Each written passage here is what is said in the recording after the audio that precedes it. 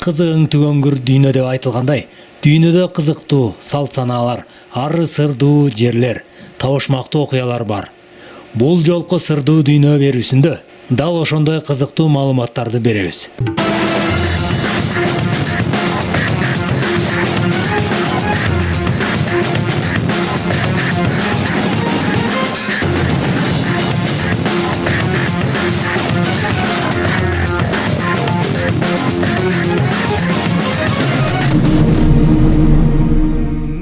Таң каларлык ырым-жырымдар жана салт санаалар, кызыктуу жана табышмактуу жайлар, археологиядагы таң калыштуу жана бүгүнкү күнгө чейин сыры ачылбай келген табылгалар бүгүнкү берүүбүздө.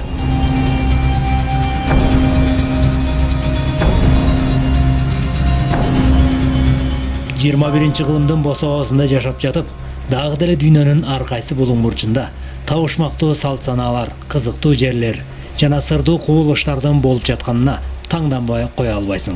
Ар бир нерсенин жандырмагы болот дегендей, алардын кээ биринин сыры ачылса, кээ биринин сыры дал ушул кезге чейин ачылбай келет. Дүйнөдөгү таң каларлык салт санаалар жана диний ырым-жырымдар. Сириуска сыйынуу, ойго келбес же болбосо адаттан тыш ишенимди Африканын Дагон уруусу карманып келишет. Алар кадимки Сириус топ жылдызына сыйынып, анын тегерегинде өтө чоң учуучу кеме менен алардын эң баштапкы түпкү теги саналган адамдар айланып жүрөт деп эсептешет. Дагондор ал адамдарды Номмо деп аташып, жарым адам, жарым жылаан кейпинде экенин айтышат. Илимпоздор, европалык астронавт, аалам таануучулар Сириус топ жылдызы эки кош жылдыздан турарын далилдей электеле Дагондор аны эбак билишкен. Канададагы байыркы индеецтердин бир уруусу киши жегич Баксбакуаланксве кудайына ишенип келишет. Тагыраак айтканда, бул уруу дагы да өз салтын улантып, азыркы кезге чейин келип отурат. Киши жегич Баксбакуаланксве кудайына арнап ыр-ырдашып, өз жөрөлгөлөрүн жасашат. Алар азыр киши жебегени менен сыйынуу учурунда ээлигип кетип, жанындагы адамдарды тиштеп салган учурлары кездешет. Ал эми Россияда 19-кылымдарда тешкиштер коому пайда болгон. Никон патриархы каза болгондон кийин жаңы икондор пайдаланылбай, эскилери болсо еретиктер тарабынан жараксыз эсептелип калган. Андыктан тешкиштер коому жөн гана чыгышка карап сыйынуу керектигин айтышкан. Жайдын жылуу мезгилинде талаага чыгышса, күн суукта үйдүн чыгыш дубалын тешип, анан кудайга сыйынышкан. Азыркы кезде да борбордук Сибирде тешкиштер коомунун жашап жатканы айтылат.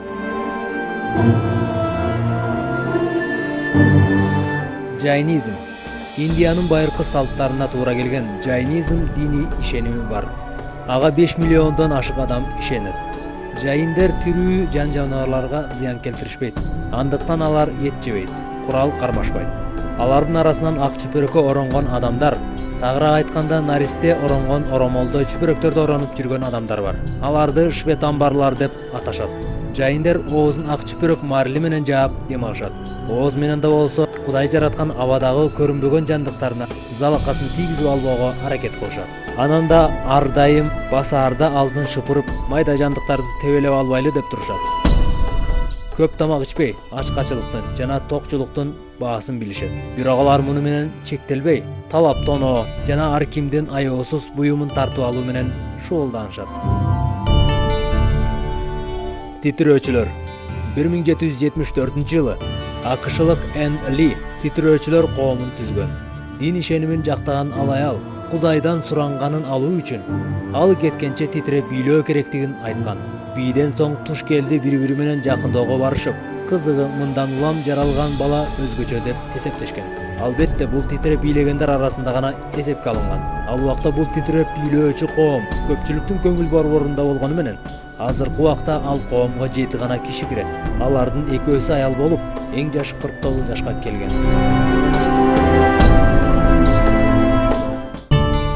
Мителер. Бразилиянын Тапирапи уруусунун индеецтери мите курттарды абдан баалашат. Алардын ишеними боюнча денесине жармашкан курт денесин жесе, демек буга чейинки кылган күнөөлөрүнөн арылып тазаланууга алып келет дешет.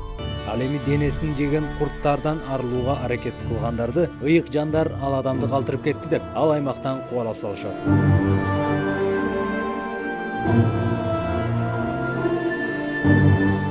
Раэлиандар. Мындан 10 жыл мурда канадалык журналист Клод Райлиан бул динди негиздеген. Анын айтымында анын атасы бөтөн планеталык келгин болуп, өлөрүндө асмандын кеңдигинде качандыр бир убакта жер планетасын сактоого келе турган учуучу кеме жөнүндө айткан. Бирок жерди сактап калаардан мурда ал кемеге алгач жетүү керектигин айтат. Ал эми ал кемеге жетүү үчүн адамзаттын ага болгон ишеними аркылуу гана болоорун айтат. Бул акылга сыйбас жорук дегенибиз менен азыр ага кеминде 50 миңден кем эмес адам ишенип отурат. Асман дарбазасы. 70-жылдары таң калыштуу дин Асман дарбазасы негизделген. Анда айтылгандай асмандагы учуучу кемелерди Кудай жана желмогуз башкарып, жер үчүн айыгышкан кармаш жүргүзүп турат дешет. Кызыгы бул динди көптөгөн элдер кабыл алууга жетишкен. Ананда бул динди уфологдор, фантастикалык тасмаларды көргөндөр, өзүнө өзү кол салган жангештилер, бир жашоо тыгыздыгынан экинчи жашоо тыгыздыгына өтүүнү кыялдангандар жана Люцифер желмогузу менен кармашууну каалагандар кабыл алган.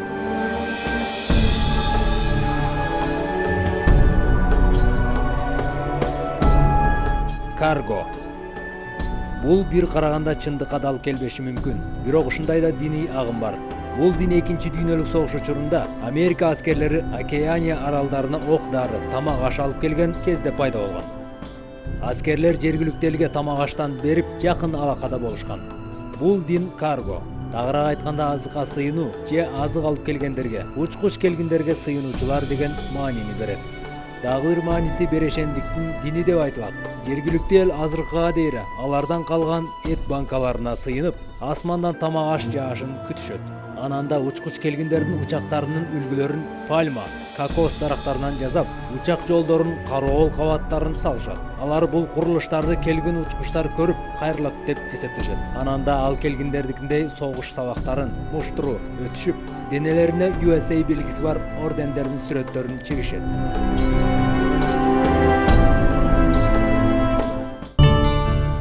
Кимибиз болбосун кооз тропикалык табияты, сырдуу болмуштары бар алыскы аралдарга барууну эңсеп келебиз.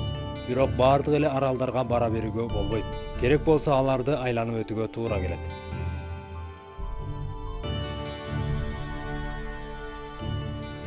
Барса келбес аралы. Арал деңизинин батыш жээгинде жайгашкан бул жай казак тилинде барса келмес деп аталат. Бир караган көзгө эч шек бербегени менен бул жайга келген адамдын деми тартылып, коркунуч сезимине туш болот. Коркунучтан ала келген оокаттарын таштап, туш келди качкан адамдар тууралуу көп айтышат. Үйүнө кайткан адам ал ортодо бир нече жума, керек болсо жыл өтүп кеткенин байкашкан.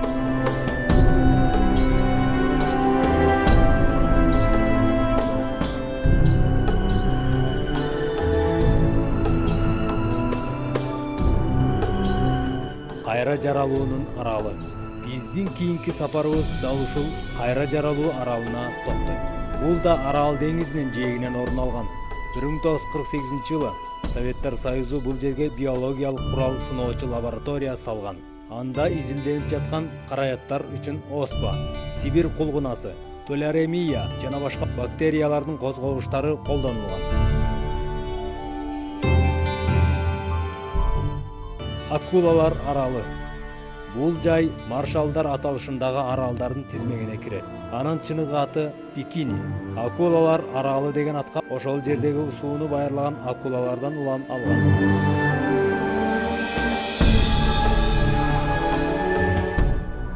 Кейма-да-Гранде. Бразилиянын жээктеринен алыс эмес жайдан орун алган Кейма-да-Гранде аралы кооз аралдардын катарын толуктайт.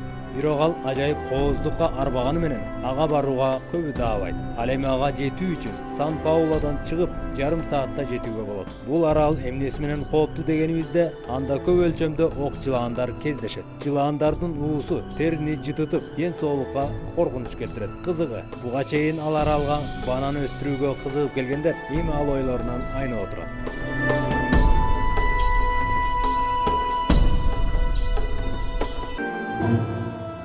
Рамри аралы. Бирма аралынан өтө алыс эмес жайда Рамри аралы орун алган.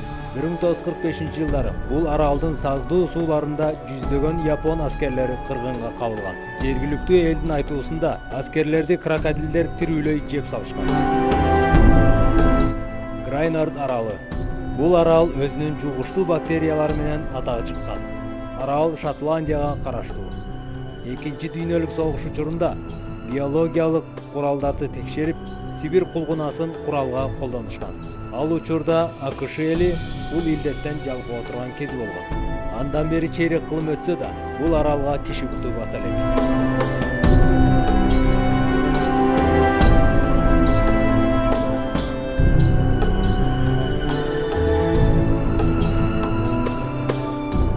Фараллан аралы.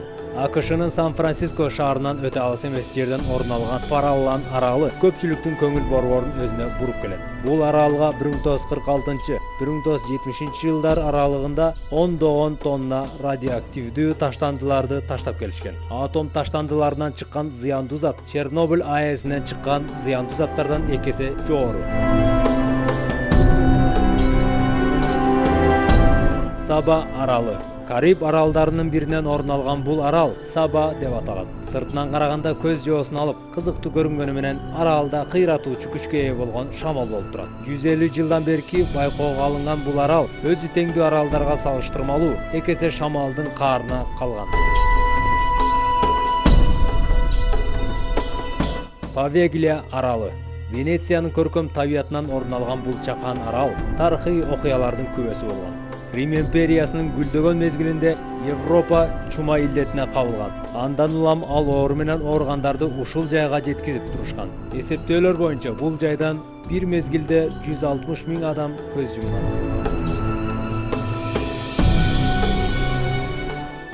Кыйкырган мумиялар.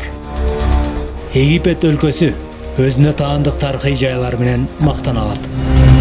1886 жылы Египтолог Костян Масперо бир мумиянын музей экспонаты катары коюу максатында саркофагтан алып чыгып, оролгон бинттен ажыратып жатып, таң каларлык адам сөөгүн көргөн. Мумияда эч кандай кооздук буюмдары болгон эмес. Кызыгы мумиянын оозу ачылган бойдон катырылган. Бул көрүнүш бир канча мумияда да кайталанган.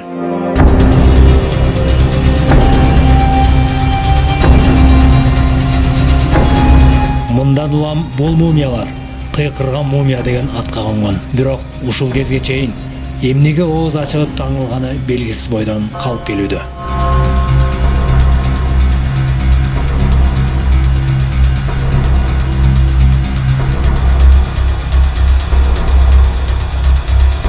Байыркы дүйнөнүн туннелдери. Археологдор байыркы мезгилге, тагыраак айтканда таш дооруна таандык жүздөгөн туннелдерди таап отурушат. Бул туннелдер Туркиядан Европага, андан Шотландияга чейин кездешет. Өңкүрлөргө 10 000 жыл болгон. Бирок алар эмнеге казылганы ушул кезге чейин табышмак бойдон калып келүүдө.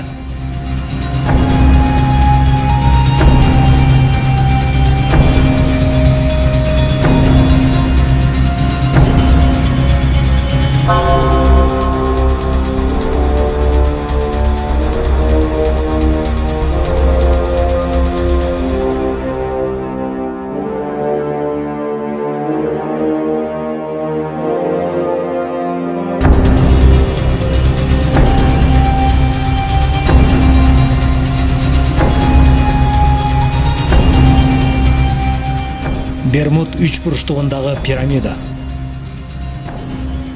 Бул пирамида өткөн кылымдын аяк ченинде табылган. Таң калыштуусу, пирамиданын курулушуна бизге белгисиз болгон айнек сымал заттан курулганы болду. 1977 жылы Бермуд үч буруштугунун айланасынан деңиз астындагы пирамидага окшош курулуштун издери байкалган.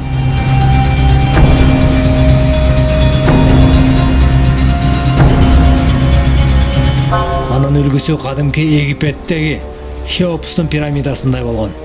Бирок деңиз астындагы пирамида алда канча көлөмдүү болгон.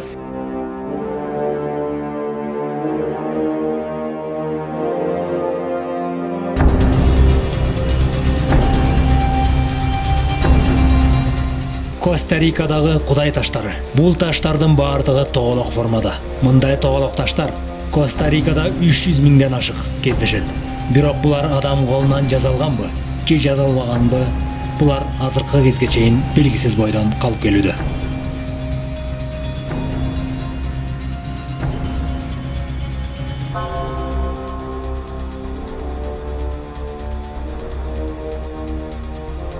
Алардын диаметри дээрлик 2 метрге барабар. 3000 жыл мурда пайда болгон бул ташты ким, кандай жол менен бул формага салган? Баарынан да кызыгы эмне үчүн, кандай максатта жасашкан?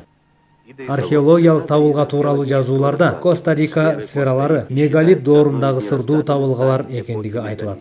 Бул Майянын эң чоң шаары болуп эсептелет. Учурда шаарды джунгли токойунан арылтуу иштери жүрүп жатат. Бул имараттар чаң баскан жана супсак көрүнөт. Майялыктар бул шаарды таштап, эмнеге жаңы шаарларды салганын эч ким түшүндүрүп бере албайт. Мына бул талкаланган курмандык чалуучу ыйык жайда таза тоо хрусталынан жасалган адамдын баш сөөгүнүн келбети табылган. Майя эли хрустальды асмандын тоңгон суусу деп аташкан. Адистер бул табылганы бүтүн хрустальдан чегилгенин аныкташкан. Хрусталь өзүнүн борборуна карама-каршы багытта жасалган. Бекемдик даражасы боюнча 7-баскычка барабар. Бул болсо темир кескич ага өтпөйт дегендик. Баш сөөк хрусталь ушунчалык чеберчилик менен жасалгандыктан аны иштетүүдөгү издери керек болсо кубаттуу микроскоп аркылуу табууга да мүмкүн болбоду. Анын жашы бизге белгилүү эмес. Болжолду 3000 же 5000 жылга барышы мүмкүн. Ал эми дүйнөдөгү илимпоздорду айран таң калтырган немец окумуштуусу археолог Вальдемар Жоулсроттун табылгасын кезинде жасалма деп чыгышкан. Атүгүл илим жаатында илимпоздордун башын айлантып, байыркы буюмдарды таптым деген калпы үчүн жаза колдонуу керек деп айтышкан. Бирок алгачкы иликтөөнүн жыйынтыгы бул буюмдар байыркы доорлорго таандык болгондо да бизге чейинки 6000-жылдарга туура келери далилденет. Мына ошентип айыптоочулардын доосу суу кечпей, археолог Вальдемардын атагы дүйнөгө таанылат. Бул окуядан кийин илимпоздор байыркы илим жаатындагы көз караштарын өзгөртүп, табылгаларды жакшылап изилдөөсү керек эле. Бирок эмнеден улам экендиги белгисиз. Дүйнөлүк илим жаатындагы изилдөөчүлөр бул туурасында ооз ачпоону чечишкен.